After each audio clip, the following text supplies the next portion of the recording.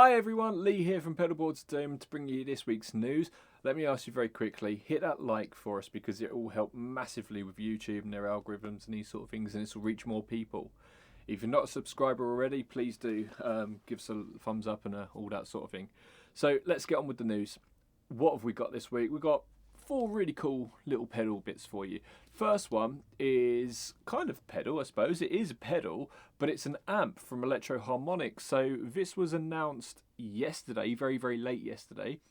It's a 15-watt amp in a pedal housing. It's called the, let me look at my notes, it's called the Howitzer, 15-watt Howitzer, which I think is a big gun from the war. It's a solid state amp, as it would be, because it's only like, that size. It's not digital in any way, shape or form, so it's just using your old sort of solid state technology that everyone had back in the early 2000s and 90s and these sort of things. Pretty cool. Electro Harmonix have done things like this before, usually power amps as opposed to preamps, but this is both of them all in one. So you can get away with just using this, plug it straight into a cab. For me, this is going to be a really good little backup. So if you're gigging, you get all your gain from your pedals and these sort of things, you can get on there. It has got gain built into it. It's more of a crunchy amp style gain, which is what you'd expect. But if you want your distortions and these sort of things, you can get them.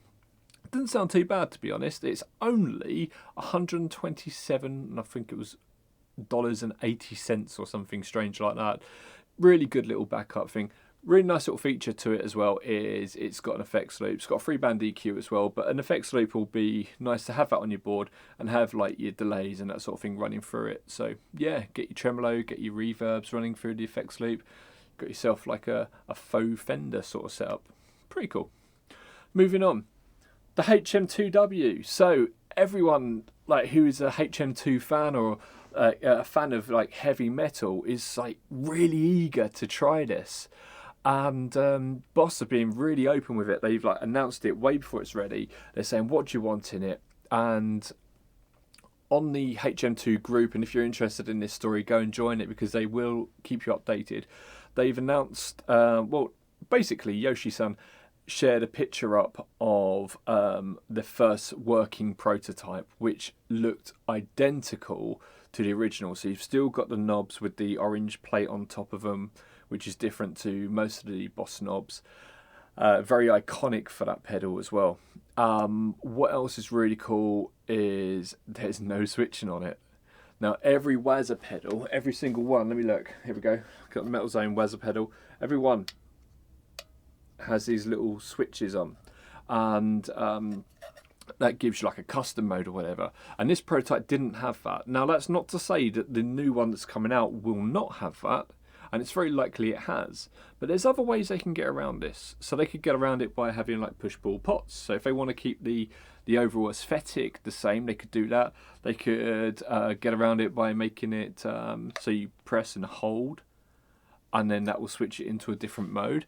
That's likely. It's not something they haven't toyed with before in the past with some of their delays. So you've got loopers on some of their delays, and something like this, which is the Boss RC5, has multiple different functions when you press it in different manners, like double tap it to clear the loop and so on and so forth. So yeah, don't get too sad about, oh no, it's just going to be a replication of the original and there's nothing fancy about it. We don't know. We just don't know. It is likely that they are going to do extra things, because why the hell would they turn around and ask everyone what extra features they would want to see if they weren't going to do it? So use your common sense. It is very likely that we are going to see some extra features on that.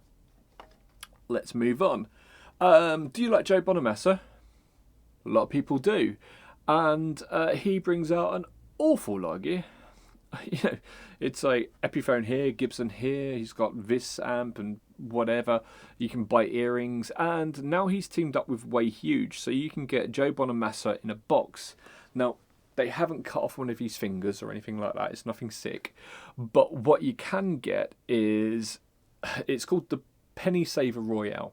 Now, the Penny Saver Royale doesn't mean it's going to be cheap. These are $300 all by $1, but what they're replacing is quite good, because it's replacing a Dumble amp and a Leslie.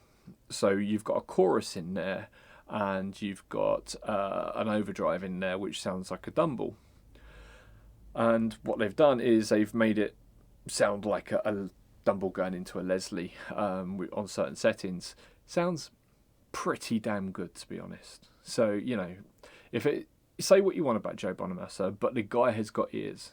You know, well, most of us have, but he's got really good ears. So, yeah, it looks pretty good. And it's going to be a damn sight cheaper than buying a Leslie and a Dumble, and it weighs a lot less. Okay, lastly, I'm going to move on to something that's pretty cool. So there used to be a company called JEN. They're an Italian company, and a lot of people worked with them. So they released one of the very first wah pedals. So the Vox did their wah pedals through JEN. I could be wrong on some of the little facts of that, but you get the overall gist. And they did lots and lots of stuff. So Dallas Arbiter had some of their stuff being manufactured by JEN in Europe. So Dallas Arbiter were based over in America, and they had like Range Masters and stuff being made by JEN for Europe. Now, one of the things that JEN brought out was something called the Jumbo Fuzz, and it was a little bit later, but it was a clone, more or less, of the version 1 Big Muff. So the triangle muff, which is the best muff you can get, in my opinion. Things like the Thorpy Fallout Cloud is based around that sort of topology, if you like. They just sound fantastic. They sound so good. Anyway, the JEN Jumbo Fuzz was based on that. Now, I know a bit about this because I did some work on it recently with Tonepedia, and we created a tone capture of it, and I had to write a description out and these sort of things, and it sounded absolutely fantastic. What's interesting is it's in a tone bender style enclosure, but it's got sliders on it. It's got 3 sliders and a red faceplate. Go and have a look at it. I'll put a link in below after we've spoken about it, and I'll bring up pictures here as well. But it's got sliders on it. Now, there's a company over in Canada called Solid Gold Effects, and they have brought out their version of that. So that's the Imperial Mark II. It just looks really good. Whereas the JEN Jumbo Fuzz had 3 sliders on it, this has got 4. The JEN apparently has some sort of mid switch on it somewhere. I can't remember exactly, but instead of having that, instead of being able to switch between 2 or 3 different mid frequencies, they've given you a slider called Contour, and that changes the frequency that the high pass filter affects in the tone pot. So, you know, you can get a lot of tones out of it, is basically what we're trying to say. Let me give you some bits and pieces on it. It's not germanium, it is silicon. It has a noise gate built into it because the JEN pedal was bloody noisy. And as we discussed, it's got the contour change. These are going to be $200 or £200, depending on where you're buying it. So it's $200. Yeah, really cool. I'm going to speak to the guys and see if we can get something like that on Tonepedia. It would be great to be able to compare the Jumbo Fuzz against the Imperial Mark II. Sorry. The aesthetics look bang on. They really do. The shape of it is different, but you can definitely tell they're related. And I quite like that. I think it's really cool. Let me know what you think. What would you want to see on the HM2? Drop a comment. Tell me if you could have any feature in the world and be silly with it. Let me know. You know, do you want a phaser built into your HM2 or a bit crusher? That'd be interesting. Yeah, drop a comment. Silliest comment gets a shout out next week. I'll see you all then.